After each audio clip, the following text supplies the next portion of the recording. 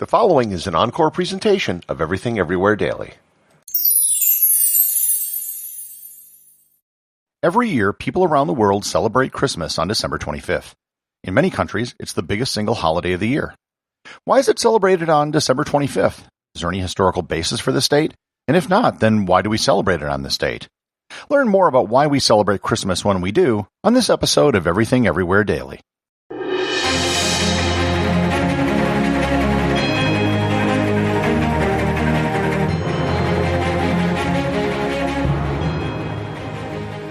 This episode is sponsored by Audible.com. My audiobook recommendation today is Silent Night, the Remarkable 1914 Christmas Truce by Stanley Weintraub. In the beginning months of World War I, a very strange thing happened. After the fierce trench warfare of November and December, on Christmas Eve 1914, the fighting spontaneously stopped. Men on both sides laid down their arms and came to celebrate Christmas with each other. They shared food parcels across the lines, sang carols together, and erected Christmas trees with candles. They buried the dead, exchanged presents, and even played soccer together. You can get a free 1-month trial to Audible and 2 free audiobooks by going to audibletrial.com/everythingeverywhere or by clicking on the link in the show notes. The first thing that's necessary to establish is that there is nothing documented in any writing, from the Bible or other ancient sources, which gives a date for the birth of Jesus. Nothing. It isn't even implied or hinted at. So for all practical purposes, we really have no idea what day or even what month Jesus was born. Then, why do we celebrate it on December 25th? To a certain extent, any day that was chosen would be just as good as the next if you don't know what the real date is. It would be an arbitrary choice. But December 25th isn't arbitrary. There's a good reason why it was picked. Initially, in the very early Christian church, during the first 2 centuries of its existence, there is no mention or indication that the birth of Jesus was celebrated. The first known date we have of a December 25th celebration of the birth of Jesus is in the year 336 during the reign of Emperor Constantine. Constantine, as I've mentioned in previous episodes, brought Christianity out from being an underground religion. Many of the traditions of early Christians were able to be openly celebrated, and many of them were finally documented. Most people, when given an explanation about why December 25th was chosen, get the story half right. By that I mean what they say isn't technically wrong, but it doesn't tell the whole truth, and it doesn't explain why that date in particular was chosen. December 25th was, in the Roman calendar, the festival of Sol Invictus. Sol Invictus was a god, and Sol Invictus means the unconquered sun, as in sun in the sky. There are debates as to if Sol Invictus was a separate deity from Sol, but as far as the celebration goes, it was a festival that was established rather late in the Roman Empire in the year 275 by the Emperor Aurelian.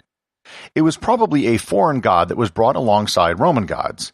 Aurelian was from Dacia, which is today the region around Serbia and Bulgaria, and he probably brought the tradition with him.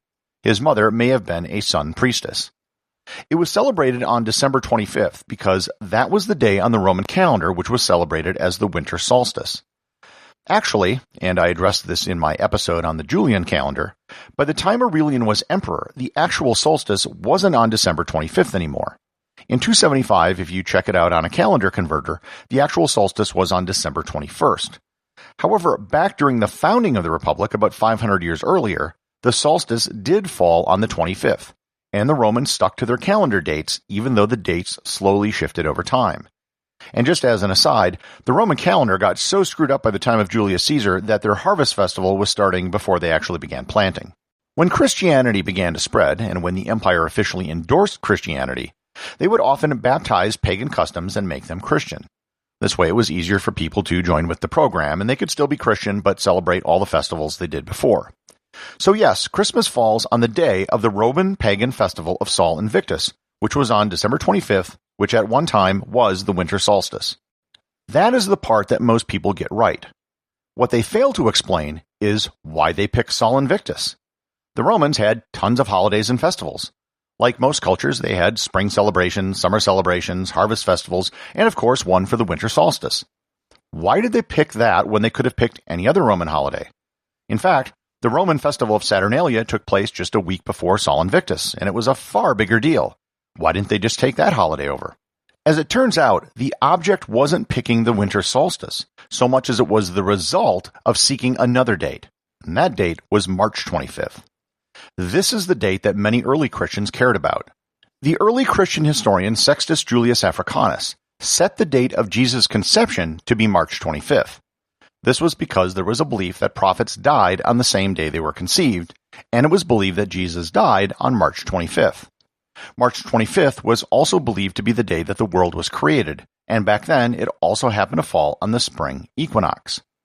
So the creation of the world, the conception of Jesus, and the death of Jesus all worked out really well for the early Christians, and that day, the day they really cared about, was March 25th. Once you set the date of the conception, then it's just a matter of working ahead 9 months to figure out the date for a birth. If March 25th was the conception of Jesus, then ipso facto, December 25th had to be the day he was born, assuming a 9-month gestation. Today in the Catholic Church, March 25th is still celebrated as the Feast of the Annunciation, which celebrates the conception of Jesus. So yes, Christmas does fall on the Roman holiday of Sol Invictus, but it wasn't selected because it was Sol Invictus. Rather, it was an implication of setting the date of conception to March 25th.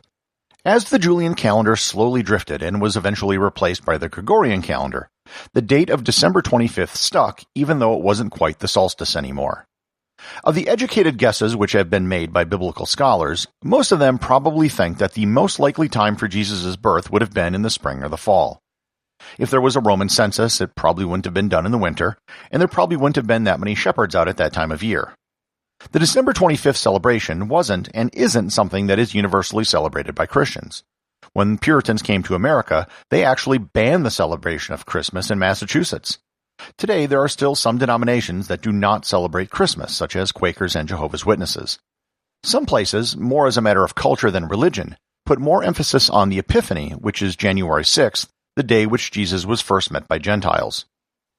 Regardless of the long and circuitous route it took, whatever pagan holiday they may have taken over, Christmas and December 25th are now firmly set on modern calendars. Executive producer of Everything Everywhere Daily is James Makkyla. The associate producer is Thor Thomsen. Remember to leave a 5-star review to get your review read on the show. They can be left at Apple Podcasts, Podcast Republic, or wherever you listen to the show. Also, you can help support the show over at Patreon.com. Patrons can get merchandise like t-shirts and hoodies, as well as having direct access to provide suggestions for future episodes.